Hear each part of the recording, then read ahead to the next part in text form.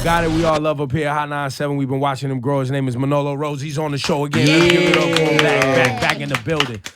This right here, your album, what's the title? It's official, right? Yeah, Soul of a Rose. Soul of a Rose. You've been working on this for like, I want to say 2.5 years now. Yeah.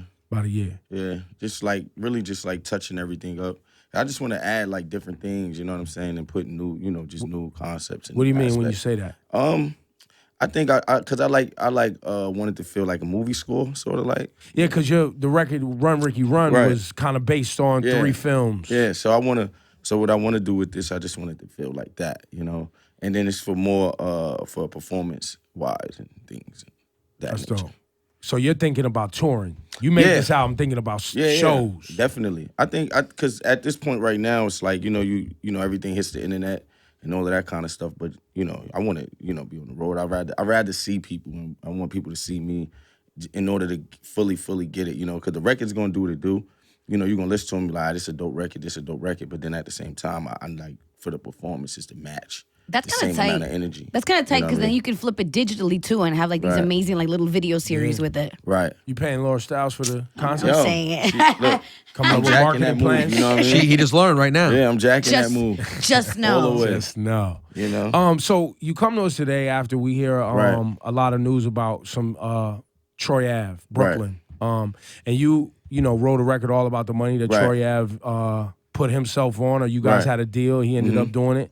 A lot of people thought y'all wasn't getting along for a long time. Is that fact? No, like y'all had worked it out. No, we had our issues, but it's over. It's been over. You know what I mean? It was even times where like we haven't like sat down and things like that. I think sometimes those type of things are overrated. You know what I'm saying? Because I'm just the type of person that's like manumission of guilt. You know what I'm saying? Like you did what you did, I did what I did. That's it. Right. You know what I'm saying? Like it's over. It wasn't never really a thing where anything got physical and so on and so on. So like, cause they had the thing on the blogs and stuff like that because I had like retweeted. Somebody tweeted something and they said like the worst thing about Troy Ave getting shot was him not dying. I laughed like, yo, this is crazy. I retweeted because I'm like, dude, this is crazy. And then people was saying like I was wishing death for him. I woke up in the shade room. Because when you retweet it, you don't add your comment. Like you could have wrote like if you would have wrote, this is crazy. Look how people are thinking. The ill thing was that I was in a car coming back from Jersey, right?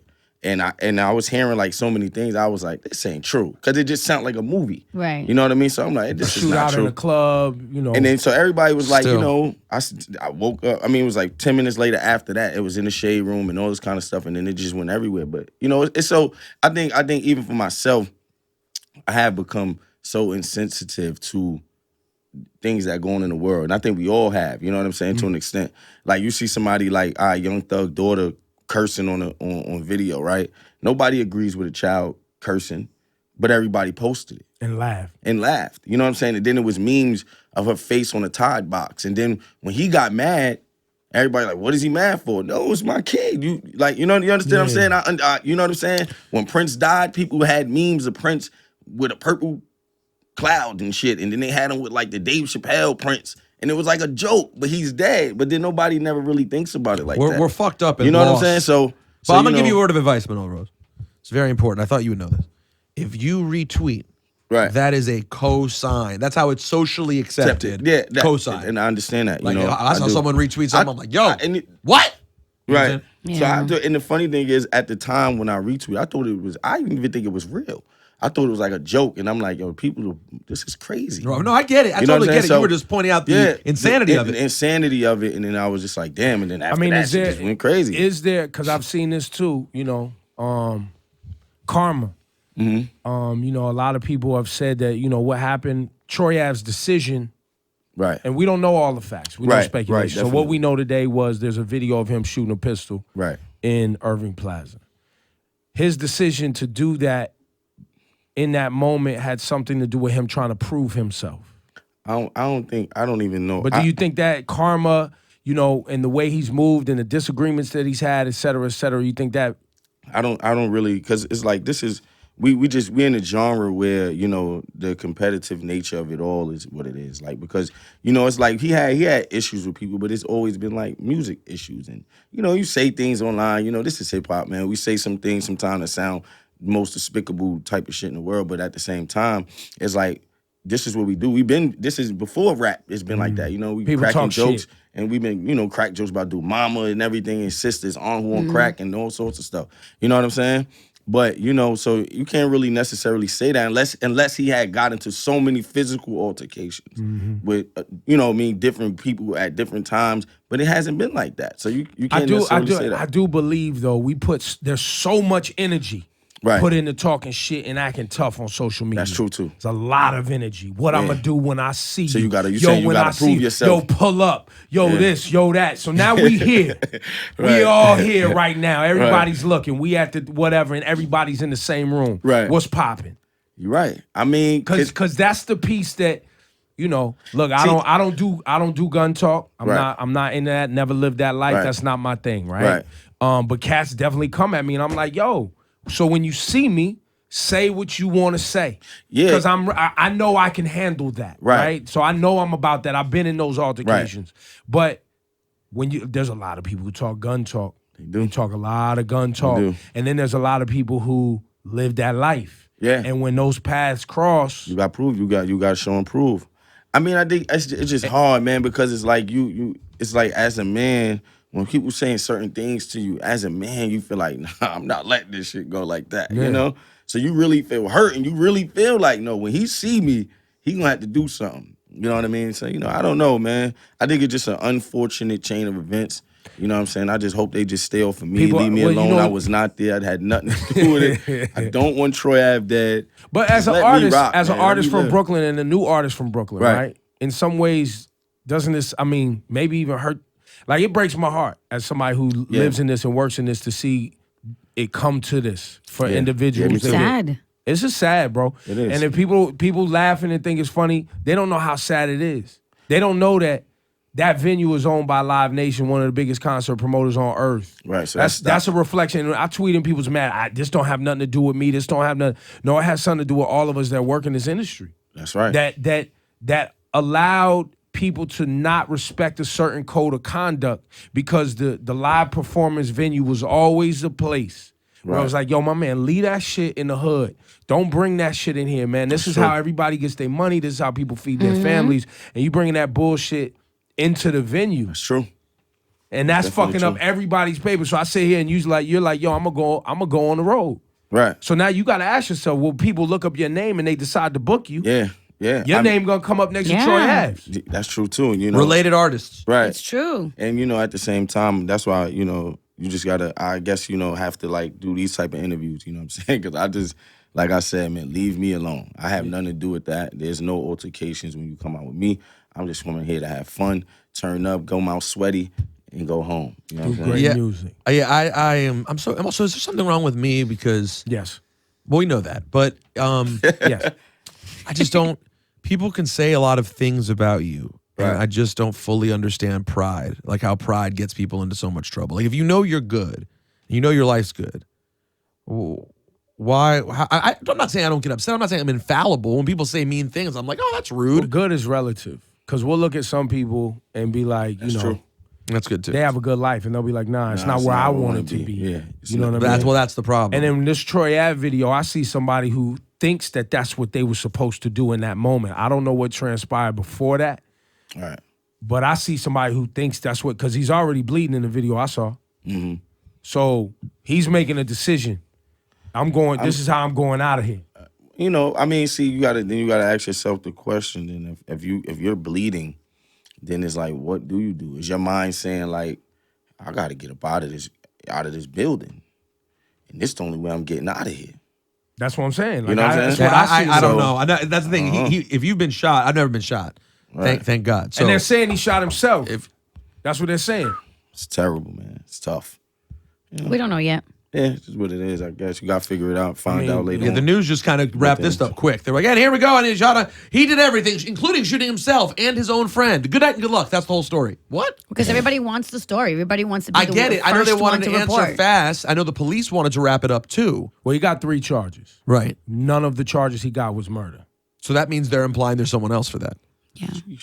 I don't know, man. He gonna figure it out, I guess. So we're gonna see how. I like Manolo's answer. We're gonna figure it out. They gonna figure it out. They gonna figure it out. Not we. Not we. I'm not going to figure it out. I'm going to sit right here. They're going to figure it out. They're paid to do that. So, Manolo, what can you tell us about the relationship or the plans with Roc Nation? I mean, you being from Marcy, Hove being from Marcy, Memphis, Bleak, and you have been building. What's going on? Yeah, we right now, we definitely in like negotiations and just figuring it all out, you know, coming to a happy medium. You know what I'm saying? Shout out to Bleak for making it happen.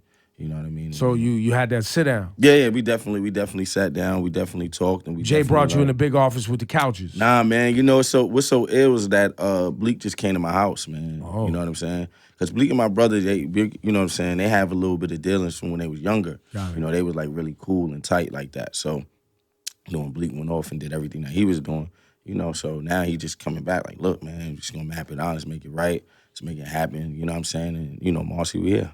And that's it. So there's no definitive. Right now, you're managed by Roc Nation. No. Bleak collabo. Yeah, not yet. We you know, definitely talking. You know what I'm saying? We just figuring it out. So now we just, you know, everything is going back and forth. You know what I'm saying? And just working out things and how this thing can work out and how it can be done. You know what I mean? So, you know, we're just figuring it all out. So it's gonna be a good thing, you know, to definitely have them and also have French. You know what I'm saying? And we're just gonna make it right from right there. Oh, I didn't know French was involved. Yeah, you know, French is involved, you know what I mean? You know, we did the thing with Coke Boy and stuff like that. So, you know, he been there helping and making sure, you know, orchestrating certain things. He giving you them hooks, you know, he's nice with those hooks. Yeah, man, you know, the ill thing with French is like, you know, he just allows me to just do me, you know what I'm saying? So he run around doing what he doing. I know he like a crazy busy guy, you know what I mean? So he hit me and stuff like that. Whenever he needs some help, he hit me. If I need something from him, then. So y'all have collaborated on making records? Yeah. You know, I sat in there with him a bunch of times, man, and just really like working on stuff with him. You know, I know he got, you know, his album is coming out. He gearing up for that.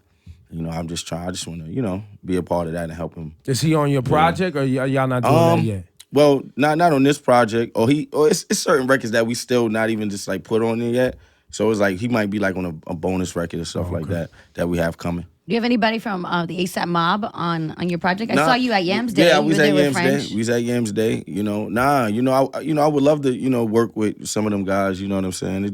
I think sometimes when you come from here, it's so hard to like, you know, get together because it's like everybody's moving around and stuff like that. People don't realize that about New York City. Everybody could be in town at the exact same time. Right. In Manhattan, and you can't get to the person. You'll be like, yo, I'm on the Lower East Side. Where you at? I'm on the Upper West Side. Right. Shit. Nope, and that's like a half a mile. It's not even That's far how my days end every day. Rosenberg, where you at? Upper West Side. Where are you? Somewhere else. All right. Well, if you get to the Upper West Side, if you're on your way to Harlem, hit me. Right. Yeah. It's just if you go to Dinosaur Barbecue on your way, I want you to hit me up. We'll stop. That's just how it is too, man. See, like when I go to LA, it's so easy in LA because it's like, you know, you have. It's like damn everything is on the damn one strip. You know what I'm saying? And then you have like, you know, your little side pocket studios and stuff like that. But no, it's not only that. It's funny because LA is just all over the place, but people are used to traveling. Well, that's what I was gonna say because LA is even more spread out. It's way more spread out and way more and the traffic's awful. Right. But when you're there, you're accustomed to like that's just what we do. Right. Here it's like, no, I don't want to drive around. I want to just be where I'm at. Traffic. I don't feel like taking the train. You're right, because it's like you gotta find parking. There's a lot more. Yeah, exactly. It's 80,000 parking rules out here. Lazy talk. Man. Serious lazy talk. If you really think about it, it is. Nah, man, going from here, if somebody asked me to go to Times Square right now, it's not happening. Right. I'm not going. No, in the middle of Friday, Memorial Day Friday, going to... Not going. I'm not going most days. Period. If I would rather drive all the way up the west side to Harlem than stop in Times Square. Oh, absolutely. Yeah, of course. So don't drive to Times Square. Hop on the train. And if you hop on the train, you know how many times I got to stop and have a conversation just to get there? I'm just saying, if I need something from my album, I'm going anywhere. Be honest. Be totally honest right now. Don't lie. When was the last time you just got on the subway? Last probably week. like 5 months ago. I'm telling you the truth. For me, and maybe I'm just not popping, but I definitely talk to people in real life. On the train, no one talks to me. Well, you take the one. Oh, is that why? You're on the one on the west side, going Upper West Side. Nobody that listens to Hot 97 is on that train. Oh. Everybody on the west side is rich. I get 50-50. I just feel like when people see people on the train, side, it's like people leave people on the train. I feel like a little bit. So I see people who spot me, but they don't say anything. Maybe they think like I wouldn't be on the train, or if I'm on the train, I'm so embarrassed that they don't want to talk to me. But I'm like, no one says anything to me. They're gonna be like, well, in that shirt, they're gonna be like, who's oh man, why? I don't understand. They'll be like, he doesn't work out. Is that Rosenberg or is that some accountant? Nah, you do fit in though. Exactly. I blend. I try to blend, man. I don't blend so well. You're wearing a white tee, bro. You're not Prince. I'm 6'2". Oh, well, no, that part. And the beard and all that stuff. I don't blend that well, man. No. So anyway, you want to get this guy level on? Who else on the album other than K-Camp? Yeah, Naima Supreme is on there too. Dope, Queens. Yeah. We got a crazy record on there. You know what I'm saying? That's going to drop too soon. Okay. Yo, it's good to see you, sir. Yeah, definitely. You know what I mean? And get that tour popping, because that's, the ability to, for those artists wondering the best way to get popping in the business today, the ability to sell tickets, pre-sold tickets, not a club appearance, literally put up a tour and sell tickets months in advance and turn into an actual business where you can say, yo, we've already sold X amount of tickets. That's an actual business. That's money in the bank. It's already made. Other businesses want to see that to invest in you. That's what labels want to see if that's your interest. That's what Live Nation AEG wants to see. That's what brands, alcohol brands, they want to see. Oh, he can sell tickets and put people in buildings with an early commitment. That's a fact. Big up to you, sir, for going down that path. Definitely. Yo, Manolo Rose. Manolo! Rosenberg, Lord Styles, 997.